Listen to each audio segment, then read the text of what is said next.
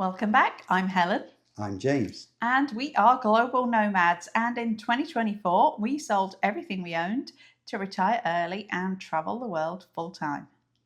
So, welcome to part one of our 10-part series on how to be a nomad.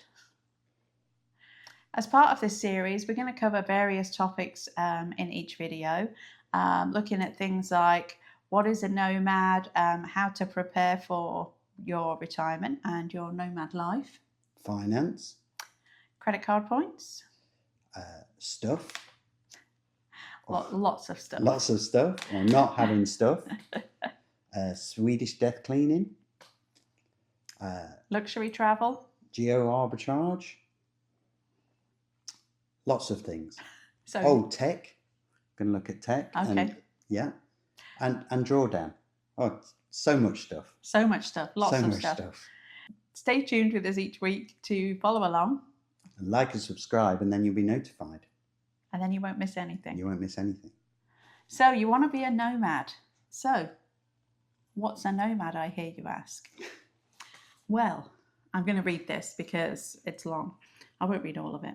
But Encyclopedia Britannica define nomadism as a way of life of people who do not live continually in the same place, but move cyclically or periodically. So, are you a nomad? Are we nomads?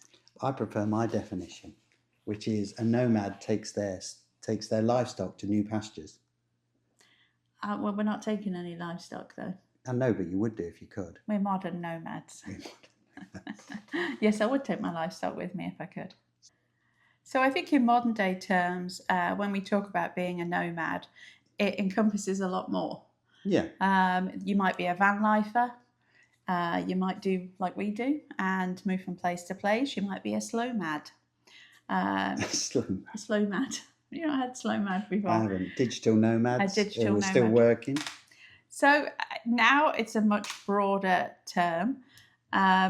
And we've kind of talked about this in other videos where we've talked about Swedish death cleaning and packing everything up and selling everything up. But there's a little bit of snobbery too, in my view, about you can't be a nomad if you've got a home base still, or you've got a storage unit. Oh, storage unit's a really big one. Yeah. Like, let's just do away with this whole snobbery that it's okay to have a storage unit. And I say that because we have one. We sold probably 90% of what we owned. But we do have a storage unit. I still buy souvenirs when we travel, and they are going to go in the storage unit.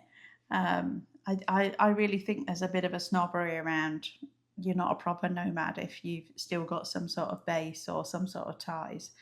And that will take me onto the packing thing as well, but that's kind of going off at a tangent. But you can only be a proper nomad. It's like a competition now to carry as little stuff as possible. And if you're not really a proper nomad if you've got too much stuff. And I kind of just forget all that kind of snobbery. It doesn't need to be that way. It's about the lifestyle, about the freedom. Mm-hmm. And the freedom could be that you have nothing, that you've got a backpack on your shoulder and that works for you. But if we're all the same, then life would be pretty boring. For us, that's not being a nomad, and for many other people, it's completely different. So, I suppose what I'm trying to say is, we became nomads after we sold our house. For us, that defined as being a nomad. We had no fixed base. We still had stuff. And we still had ties in terms of friends in different places that we would go and see, but we had no home, and we intended to travel from place to place to see the world. So for us, that was what being a nomad is about. But for you, that might be that you keep a home base and you travel 6 months of the year. So you are, by definition, moving from place to place. With no fixed abode, maybe not with your livestock, but you're still moving. But then you come back to your home base where you're still semi-nomadic. it might mean that you live in a van. How can you be nomadic if you're a van lifer by that definition? Because you still have a home. So I think it's really about nomad. There is no real right or wrong way of being nomadic. Whatever works for you, and if that's having some sort of home base or having a storage unit and having stuff still, or moving more frequently or less frequently, there's no rules. There's no rules. That's what I was just about to say. There's no rules, and you're not right, and you're not wrong. We've met people in Laos who are nomads and literally just travel around the world 365 days a year. And then we met a couple at the Singapore Grand Prix who spend about half the year in hotels. And are they nomads because they do that or not? I don't know. Does it really matter? I think it comes down to what you're trying to achieve by becoming a nomad. Mm-hmm. And there's a whole load of emotions that can come with that. Not having any kind of base is not for everyone. For me, a lot of people talk about minimalism in terms of being a nomad. I'm not a minimalist. I'm never going to be a minimalist. Like, that's just a fact of life. Get Amazon chairs. Balances itself out. And I'm fine with that. I accept that. But am I a nomad? Yes. There's a whole load of emotions, though, that can come with not having a base, not having that stability, not having a place to return to. I know because I've gone through them. And initially, it's very exciting. But then for me personally, there's come a time where it's like, I want to be back in somewhere more stable for a break. I don't think either of us expected to feel as worn out or tired of planning, of constantly moving, of constantly trying to find somewhere to do laundry, to buy food, where to eat, where to go, what to see, how to get there.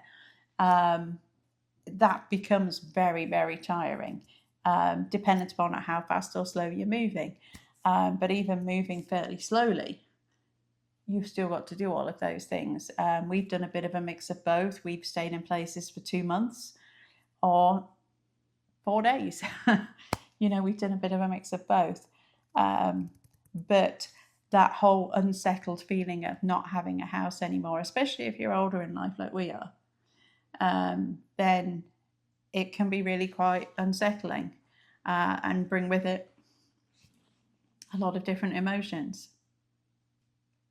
I think for a lot of people who are nomads, and by whichever definition you choose to use, some go at a very fast pace and some go at a very slow pace.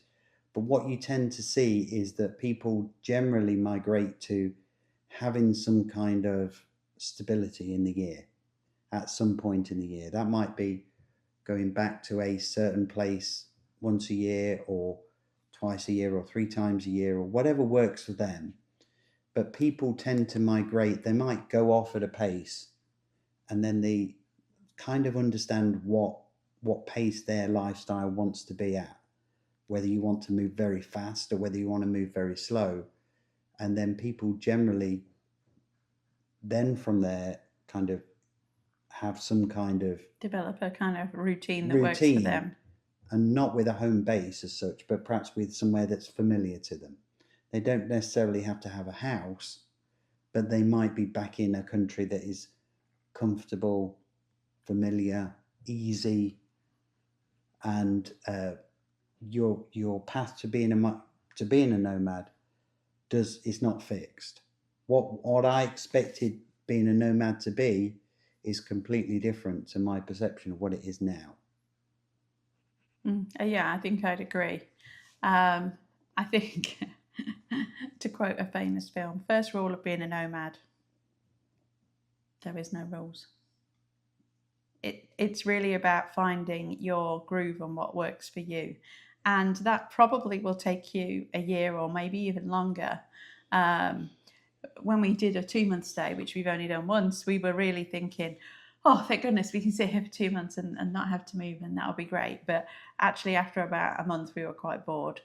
And it's okay to be bored as a nomad as well. And you will be bored sometimes because literally you can't move at a pace where you're being a tourist the whole time. And some people would say, oh, 2 months isn't long enough somewhere. For us, we started to get a bit bored, I think. Yeah, it depends upon the place and what you're doing, but you kind of have to make a guess when you plan years ahead of how long you need in a place, and it's not always going to be right. Probably isn't. And that's another key thing to remember as well, is that you won't always get it right. What you think you will plan and how you think you will live is evolving. I feel like it's evolving all the time. And what you want from a place will change, and how you want to live will change. We have done videos in the past about Airbnb, and I know lots of nomads who really love to stay in Airbnbs and love to house sit. And they're both great for your budget as well. We tried Airbnb. We have actually just booked one for next year because of where we're going to be. But typically, we're not fans of Airbnb. We prefer hotels. It's just easier for us. But you were convinced when we started this. I was convinced we would We be were Airbnb people, but we're not. And it took how many stays to convince you not to? 2. Maybe I should have given it more of a chance. But and the one where we were for 2 months was actually a really nice Airbnb, honestly. We had a really great host. So it wasn't for that. It was just I just prefer being in a hotel, honestly. I don't mind that structure. I'm quite happily going to live in a hotel. But then am I being a nomad because I'm not embracing local life? That's another thing I read a lot about. And I think people are quite snobby about, I'm not a tourist. You are. It doesn't matter what you say. If you don't live there, you're a tourist. Unless you're going to go out and get a job in whatever country you're in and then live like the tourist on their kind of money and go to the shop where they shop and then go out at night where they go out at night and all of these kind of things. You're not. You're a tourist. You go there for a month. You go there for a week. You go there for 3 months. You're still a tourist. You might go to the local coffee shop or whatever, but like this, again, that's another thing I see a lot of snobbery about, is that especially if you stay in hotels, then you're not living with the local people and integrating. Well, honestly, if you stay in an Airbnb, you're not either. Because ultimately, especially in places like Southeast Asia, guess what? They know you're a tourist. Or, India, anywhere where you are obviously going to stand out, or we would obviously stand out. They're going to know you're a tourist. And you get treated differently. And you probably, in some places, you pay a higher price because you pay tourist rates and everything that goes with it. To be honest, living in Florida, we lived in Florida for 20 years. And because we're not American, people would always assume that we were tourists. Yeah. And I know we got treated differently a lot of the time in restaurants and places because most people will just assume you're a tourist. So even if you live there, it doesn't always work. So if you're thinking about being a nomad, there's definitely things you need to consider. If you are someone that likes the safety net of having a house and the security and having your things around you and not liking constant change, then no, this lifestyle is probably not for you. Is there other ways you can do it? Yeah, go do a house sit for a month somewhere before you sell your house. Go traveling for 2 or 3 months. Do an extended stay. Practice packing. We've been doing carry-on only for 18 months and it's hard. It's really hard. If you are not that way inclined, and I am not, it's really hard. I love when I go somewhere and I go, I've just got my suitcase and my backpack. But it's hard just living out of the things you can put in there. Now, I know other people that are nomads that are going to say, I carry a tenth of what you carry. You know, I'm sorry, I want a hairdryer and I want makeup and I want A some cuddly things elephant every that now and then. I want some things that make my life a bit more comfortable. And I'm not ashamed to say that I don't mind not having those things for a week or 2 weeks if I was going on vacation, but to live my life constantly, you know, I like to have makeup. I like to have a different set of clothes. I wish I could be that person that said, I can live my life with 3 t-shirts and 2 pairs of leggings, but that's just not who I am.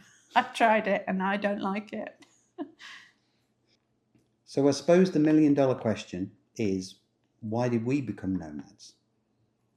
We decided to sell our business we sold our business in October 2023, and we decided a few months before that if once we sold, we were going to become nomads. And if it all goes wrong, yes, it was my idea. The original plan was that we were going to travel for a year. And then we soon worked out that we were never going to go to everywhere we wanted to go in a year. We needed about 10. So that also influenced it as well. But I suppose the big thing for us was cost. If you have a house in Florida, we had a very nice house.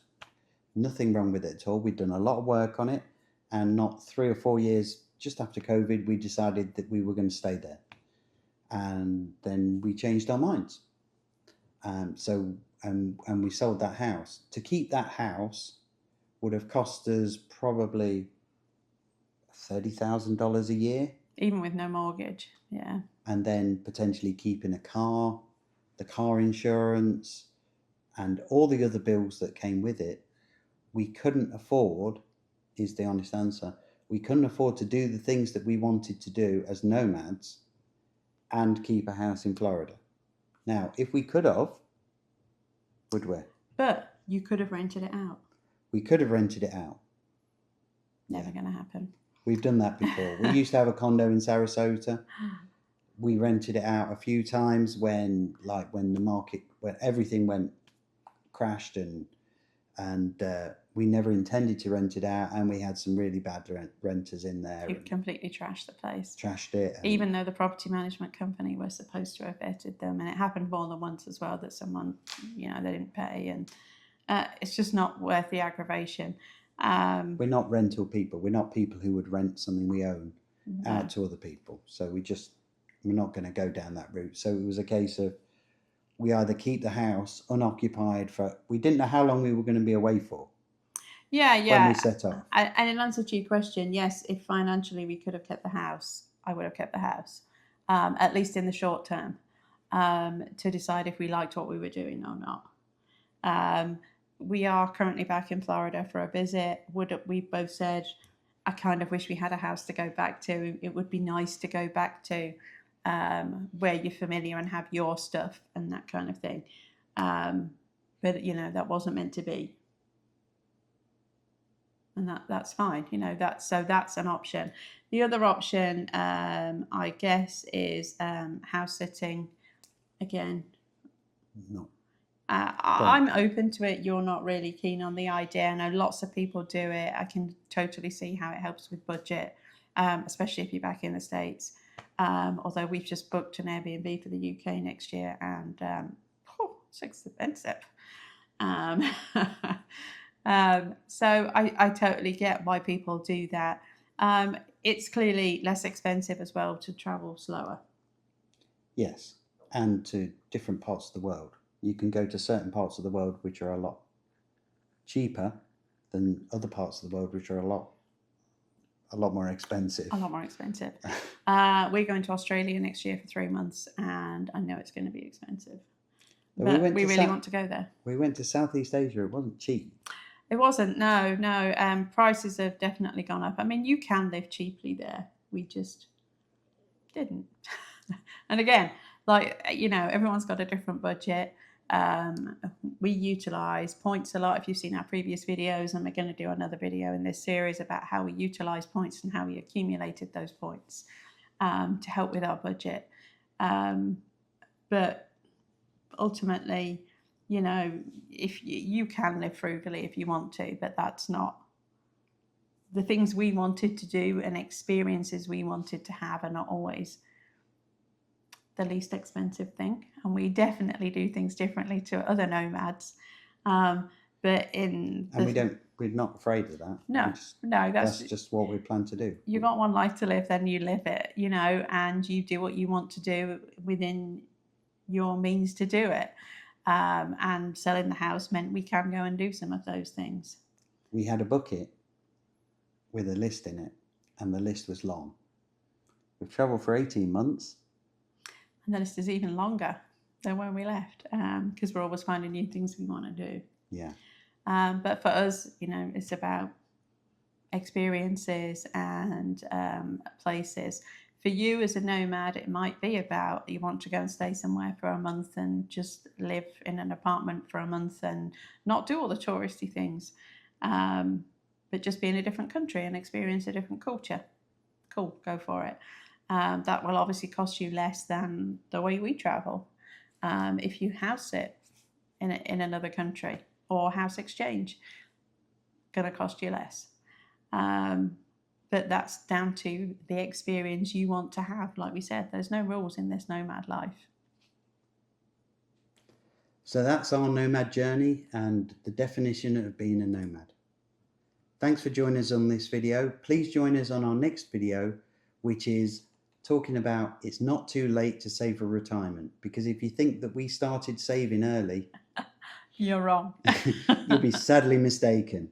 So if you want to work out how we actually got to where we are and how we started that, please join us in the next video. So again, thanks for watching. Please like and subscribe. And remember, you're here for a good time, not for a long time. See you in the next video.